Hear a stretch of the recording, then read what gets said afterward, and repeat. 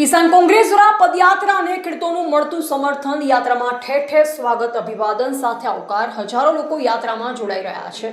વીજ કંપનીઓની દાદાગીરી સામે વ્રજવાણીથી દ્વારકા પદયાત્રા કુલ 500 કિલોમીટરની પદયાત્રા ભગવાન દ્વારકાધીશની ધ્વજાજીને માથે લઈ પદયાત્રા વીજ લાઇનોના પ્રશ્નોનું નિરાકરણ લાવવા માટે સરકાર નક્કર પોલિસી બનાવે।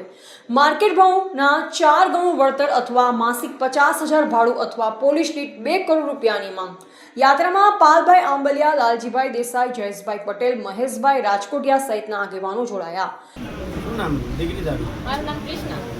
કૃષ્ણા, આમાં મેં આજે જોયું કે અમે હાલીને આવતા હતા અને તમે ગાડી લઈને તમારા પપ્પા કે કોઈક બાઇક લઈને આવ્યા, મૂકવા આવ્યા અને તમે ત્રણે બહેનો આમાં જોડાયું છે, તો શું કામ તમે આમાં જોડાયા? કેમ કે ખેડૂતનો પ્રશ્ન છે એટલા માટે।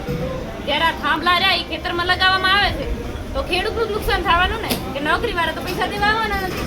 જે ભાડામાં ખાય છે એ જ ભાડામાં કાણું કરે તો ધાન ક્યાંથી એમની જોડે પૂગવાનું? જો ખેડૂત એકવાર જો ખેતી કરવાનું બંધ કરી દેશે તો ઓલા શહેરમાં બેઠા એને એ નથી ખબર કે ડાઉનલોડ કરવા માટે તમારે આ ખેતીમાં રોટલી બોટલી બોલશો તો નહીં આવે ફોનમાંથી, એના માટે તો તમારે ખેડૂતના રોટલા જ ખાવા પડશે। આવી 45 ડિગ્રીના તાપમાને એ ખેડૂત ઊભો હોય ત્યારે પાણી વાળતો પસીનામાં થતો હોય ત્યારે તમે અહીંયા બેઠા એસીમાં બેઠા રોટલા ખાઓ છો। એના માટે તમારે ખેડૂતોને સપોર્ટ કરવો જોઈએ અને અમારો પ્રશ્નની અમારી જે માંગ છે એને પૂરી કરવી જોઈએ।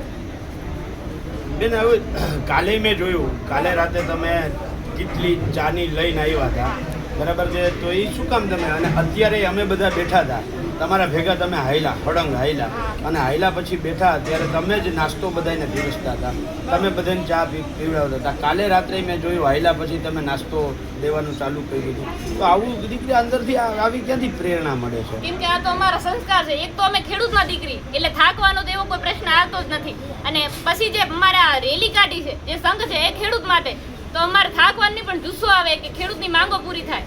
અને એ ગરીબ જ્યારે આગળ હાલે છે લાઈનમાં, આ પસીના પૂપ થઈ જાય, એના માટે અમારે ઊભું રહેવું જોઈએ અને અમારા સંસ્કાર છે ઘરેથી કે સેવા તો કરવી। અને તમે અમારે એટલે દૂરથી અમારે અહીંયા આવ્યા તો અમારે તમારી સાથે જોડાવાનું ફરજ પડે। કૃષ્ણા, તારા જેવા ગુજરાતમાં હજારો યુવાનો છે ઘણા બધા જે સોશિયલ મીડિયામાં રીલું બનાવીને નાખે છે, બરાબર છે? એ લોકોને તું શું સંદેશો આપીશ કે શું કરવું જોઈએ એ લોકો, અને શા માટે આ યાત્રામાં જોડાવવું? પહેલી વાત તો એ કે બેઠા રીલ ક્યારે બનાવે? જ્યારે ખેડૂત અહીંયા બેઠો કમાઈને એના ઘર સુધી પહોંચાડે છે ત્યારે। અમે જો ખેતી કરવાનું બંધ કરી દીધું, એ રીલ બનાવવાની છે, એને ટાઈમ જ નહીં મળે ખાવાનું પૂરું કરું કે રીલ બનાવવા બેસું।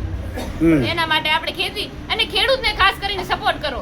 અને આવો અત્યાચાર, એક તો અમે સાથ તો આપતા નથી, ઉપરથી અત્યાચાર કરવાના। ઇન્સાફ જોવે, ખેડૂતને ઇન્સાફ જોવે કે તમે આની માંગો પૂરી કરો। આ થાંભલા તમે લાઇટના નાખો, એના પછી ખેડૂતને શું ખેતી કરવાનું બંધ કરી દેવાનું?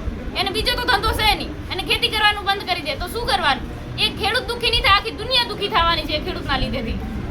કૃષ્ણા, આ યુવાનો છે એને તું શું સંદેશો આપીશ આ યાત્રાને લઈને?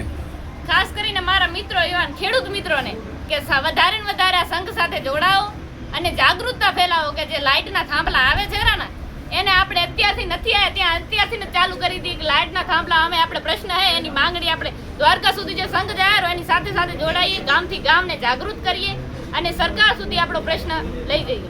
થેન્ક યુ કૃષ્ણા, આભાર તમારો, ખૂબ ખૂબ આભાર। જય જવાન। Reporter N Vishwakarma, Kutch, MD news Gujarati.